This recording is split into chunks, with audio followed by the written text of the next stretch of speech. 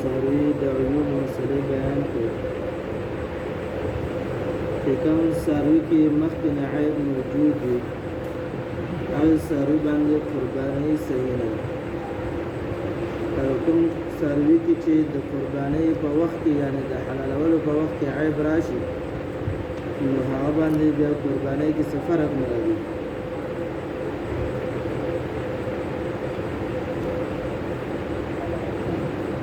بله مسله دا بیانوي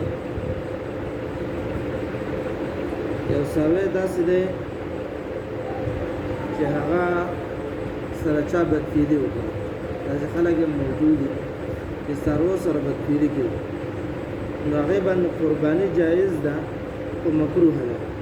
قرباني به جایز ده او مکروه ده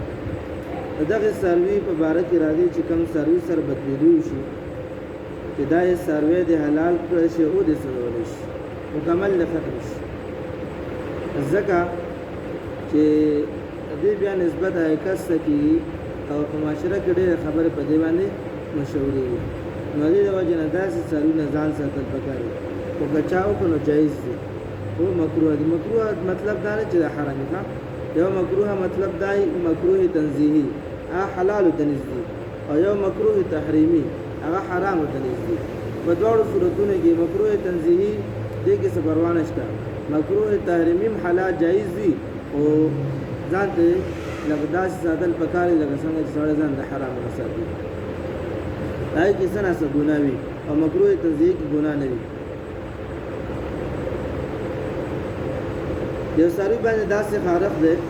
چې د هغې خارق د وجې نه ډېر زیات کمزوری شوی دی نو دغې څاروي باندې قرباني کول جایز نه دي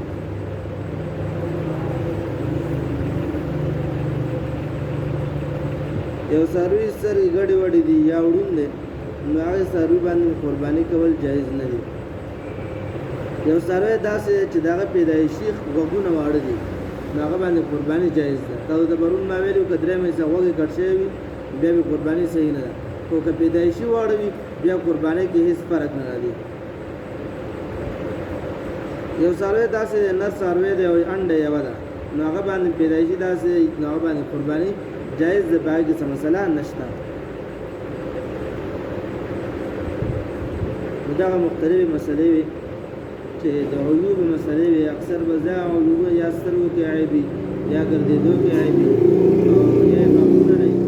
غاښونه که ورته نه ووایي که دوو کالو نه کم وي بیا خو بلکل قرباني نه کېږي او که دوو کالو نه غټ او غاښونه یې نه وي راپاتې نو بیا به قرباني کېږي بیا غاښونه څه نقصان نه کوي د لکۍ حکم تاسو ته ما بیان کړی چې کومه لکۍ د درېیمه حصه کټ شوي وي هغې باندې قرباني صحیح نه ده د دې نه علاوه د څاروي دپاره بهتره دا دي تاسو ته ما ویلي چې سړی مخکې نه څاروي واخلي او بیا د هغې د حلالولو بهتره طریقه دا چې سړی په خپله باندې حلال کړي دا مستحب طریقه ده چا د حلالولو طریقه ورځي په خپله دې حلال کړي او هغې وخت بسم الله الله اکبر که چا قصدن بسم الله پرېښوده دغه څاروی خوړل حرام دي او که ترې ایره شو نو بیا خوړلی جایز دي بیا څه خبره نشته چا صرف بسم الله ووایي یا صرف الله اکبر وي بیا هم جایز دي او که څاروی به دومره دغه کوي چې د هغې څلور رګی چې دغې څلورو کې درې کم از کم کړ شي دوه د یو شي دپاره یو د وینې دپاره یو د خوراک دپاره تقریبا او دوه د اوبو دپاره اندازه نو دغه څلور رګی چې په هغې کې درې رګه کټ کړی شي نو دا قرباني صحیح ده او که چا دومره حلال کړه چې هغې سره سټ هم کټ کړ نو جایز دي خو مکروه دي او یو سړی د سټ د طرفه حلالوي نو که سټ د طرفې حلاله او کله دې دغه ته راورسېږي کرونو د رګونو ته راورسېده هغې نه مخکې ساه وته بیا دا جایز نه دی او که رګونه یې کټ کړ د هغې نه وروسته یې ساه وته نو جایز دی خو مکروه دی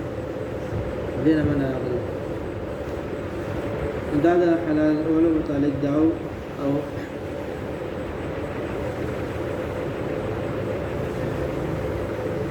ورپسې د غوښې د تقسیم مسله نو غوښه تقسیم چې وي هغه یو خدای چې یو کور ته ځي هغې کې تقسیم پکار دی مثلا درې څلور وروڼه ټول یو ځای دي خوراک مراک یو دی هغې قرباني وکړو نو بیا تقسیم ته ضرورت نشته ځکه پخول یو کور دی یو دیګچې دي خو که داسې چې مختلف کسان بیا تقسیم ضروری دی او تقسیم باټکل باندې نه کوي په توکل باندې چا سره وره تقسیم بیا په وزن باندې کوي چې خبره تقسیم ترار شي بیا تقسیم صحیح دی او که بغیر تقسیم یو ګوري بیا څه خبره نشته نو د تقسیم کې دا خبره ډیر خیال ضروری دی چې دا په توکل باندې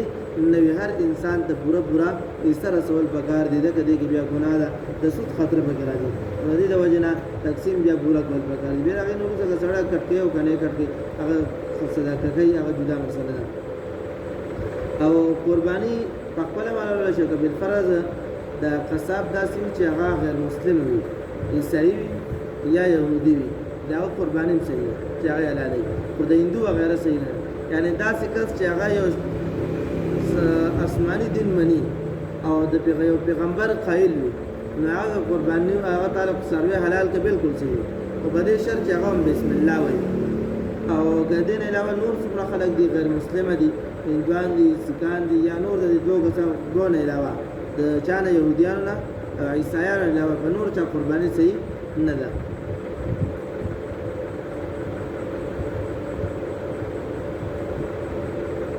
د قرباني غوښه خرڅول صحیح نه دي کچا قرباني غوښه خرڅ کړه دا غي قیمت په باندې صدقه کول واجب دي دا شان سره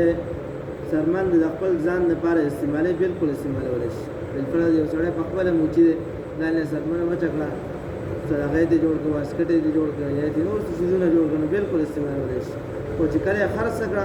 بیا وسکه بیا به پیسې سره بیا به واجب دي ځان سره دغه پیسې نشي ساتلی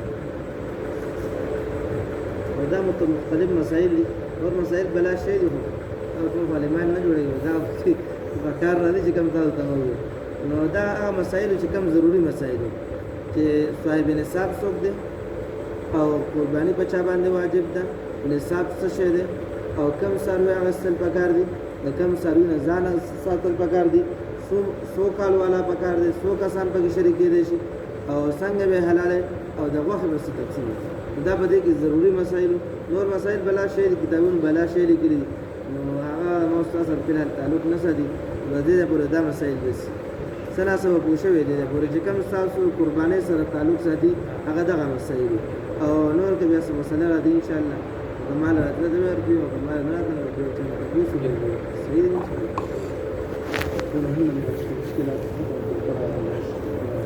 سبحان ربك رب العزة والسلام على المرسلين